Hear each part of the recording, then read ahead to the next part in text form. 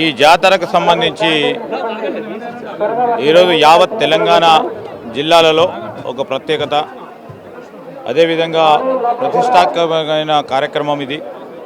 మా ప్రభుత్వం ఏర్పాటైన తర్వాత సమ్మక్క సారలమ్మ జాతరకు సంబంధించి మరి ఈ ప్రాంతానికి సంబంధించి మన రాష్ట్ర మంత్రి గారు సీతక్క గారి ఆధ్వర్యంలో ముఖ్యమంత్రి గారి పర్యవేక్షణలో, అదేవిధంగా దేవాదాయ శాఖ అధికారులు, జిల్లా యంత్రాంగం అంతా కూడా పెద్ద ఎత్తున ఏర్పాట్లు చేయడం జరిగింది. భక్తులకు అన్ని విధాల సదుపాయాలు కల్పించే కార్యక్రమంలో ఒక ప్రణాళికబద్ధమైన కార్యక్రమం తీసుకొని ఎవరికి కూడా భక్తులకు ఇబ్బంది రాకుండా మరి దాదాపు 20-25 రోజుల నుంచి అన్ని విధమైన ఏర్పాట్లు చేయడంలో నిమగ్నములై ఈరోజు 3వ రోజు. ఈ 3వ రోజుకు సంబంధించి కూడా పెద్ద ఎత్తున ఈసారి చాలామంది భక్తులు గతసారి కంటే ఎక్కువ రావటం జరిగింది.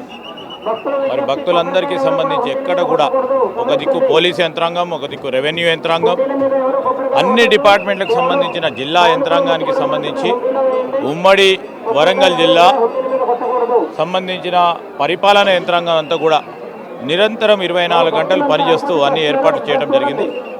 భక్తులకు ఏ విధమైన ఇబ్బంది రాకుండా ఉండే ప్రయత్నం చేశాం. మరి భక్తులందరూ కూడా పెద్ద పెట్టిన, ఎందుకంటే చాలా భక్తిభావంతో ఇక్కడికి వచ్చి మరి అమ్మవారి దీవెనలు తీసుకోవాలని, సమ్మక్క సారలమ్మ అమ్మగారి దీవెనలు తీసుకురావాలని భయప్రదేశాలకు వచ్చి తీసుకురావడం జరుగుతుంది. ఈరోజు బస్సులకు సంబంధించి కూడా ఎక్కడ ఇబ్బంది రావద్దు, రవాణా సౌకర్యం విషయంలో ఎన్ని బస్సులు అంటే అన్ని బస్సులు ఏర్పాటు చేసే క్రమంలో ఈరోజు ఆర్టీసీ వారు, అదేవిధంగా ఇక్కడ స్థానికంగా ఉన్న వివిధ రవాణా సౌకర్యం కల్పించాల్సిన అంశంతో ట్రాన్స్పోర్ట్ అథారిటీ వారు అన్ని డిపార్ట్మెంట్స్ కూడా సమన్వయంతో పనిచేస్తూ ముందుకు సాగుతూ ఉంది.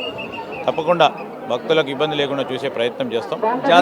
దేవుడి ఆశీస్సులతో ప్రభుత్వానికి సంబంధించి ఈరోజు రాబోయే 4.5 సంవత్సరాలు 5 సంవత్సరాల వరకు కూడా దేవుళ్ళ ఆశీస్సులతో దిగ్విజయంగా ప్రభుత్వాన్ని నడిపించే కార్యక్రమం చేయాలని, ప్రజలకు మేలు జరగాలని, అందరూ కూడా సురక్షితంగా సుభిక్షంగా మంచిగా ఉండాలని దేవుళ్ళని ప్రార్థించడం జరిగింది. జాతీయ హోదా కూడా చర్చ జరుగుతుంది. దానికి అది మేము ఆ వరకు ప్రయత్నం చేస్తూ ఉన్నాం.